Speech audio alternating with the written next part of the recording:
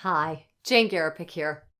So it's a question I get asked a lot from many of the women I coach. In fact, I think it's safe to say that nearly all of us have been here at one point or another. It's when you're in a relationship with a guy who's wonderful in so many ways, but there are a few things that bother you about him. It's what I like to call the he's perfect except syndrome. Now, I'm not talking about heavy, very serious things here, such as infidelity, physical or emotional abuse, or substance abuse. Those kinds of things are a topic for another video. What I'm talking about here are those little complaints, those traits in your partner that you find irritating or annoying. The types of things that crop up in even the best of relationships. And I'm here to show you exactly how to deal with them so that they don't ruin what could otherwise turn into a beautiful lifetime relationship with an amazing partner. So, what are these things? What are some examples? Well, maybe at home he's a bit messy, or maybe he's a clutter bug. He leaves his clothes lying around. He's got stacks of papers and junk mail piled up on various tables. Or maybe he leaves the sink full of dirty dishes, and you're more of a neat and orderly type person. Or maybe he's perpetually late, and you like to be on time or even early.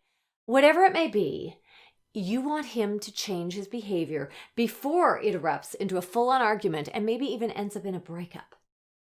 This type of situation occurs in nearly every relationship. And why? Well, because there is no such thing as the perfect person.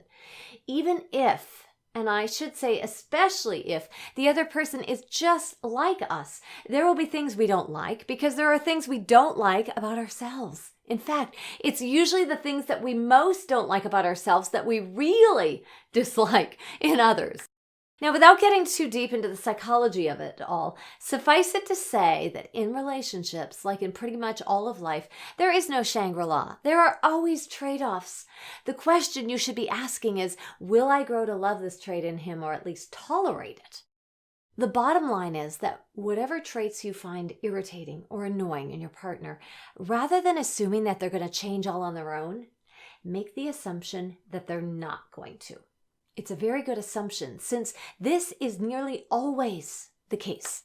People will only change if they're driving the change themselves. It's the old saying, you can't change others, you can only change yourself. The other side of this is that it is possible to change your own thinking about the thing you're annoyed about. Look at the other side of who he is because he has this trait. So maybe he's not as neat and tidy as you are, but it's the other side of that same coin that makes him the easygoing, grounded person he also is, who doesn't care as much about appearances as he does about showing up real. And maybe you both need each other in this way. Maybe you need him to help you lighten up from your sometimes too high standards of perfection around your own orderly habits. And he is only going to benefit from having someone who can give him an appreciation for how good it feels to have a system of organization where everything has a place. If you can learn to look at it as a lovable trait, now that's not always easy to do, but it is possible, you'll find yourself much happier. A lot of how you go about addressing this has to do with how long you've been together, how well you really know each other, and how comfortable your communication is. The better you know him, the easier it is to come right out and talk to him, especially in a light, matter-of-fact kind of way with some humor thrown in. If you're already resentful, or if you have some big shoulds around what he is or isn't doing, it's going to be a whole lot harder to avoid the judgmental tone and the judgment itself that's going to come through. So make sure that you pick a time when you're not angry, when you're not irritated or annoyed. Otherwise, it won't be received well, and it can turn into a bitter argument with lots of hurt feelings. Do it at a time when you're calm, cool, and collected. And beforehand, remind yourself of all of the lovable traits that made you fall for this nearly perfect guy to begin with. And then when you approach him with a request to change his habit, start out softly with a compliment of some sort and follow that up with a statement about the behavior that reflects how it makes you feel.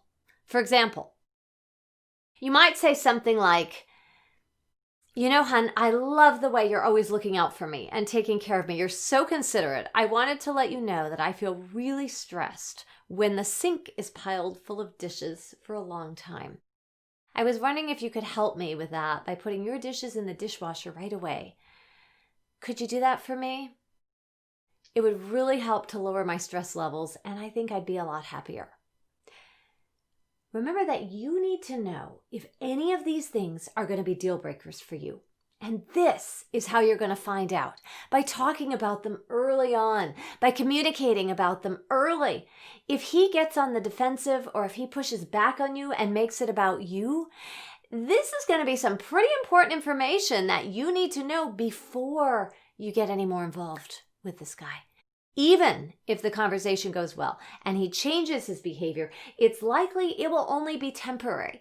Bad habits are really hard to break. Habits of all kinds are really hard to break, particularly what you're doing when you're doing it for someone else. And essentially, it entails rewiring, reprogramming the brain. So if you do see some positive change after your discussion, don't forget to acknowledge his effort with a hug and a thank you.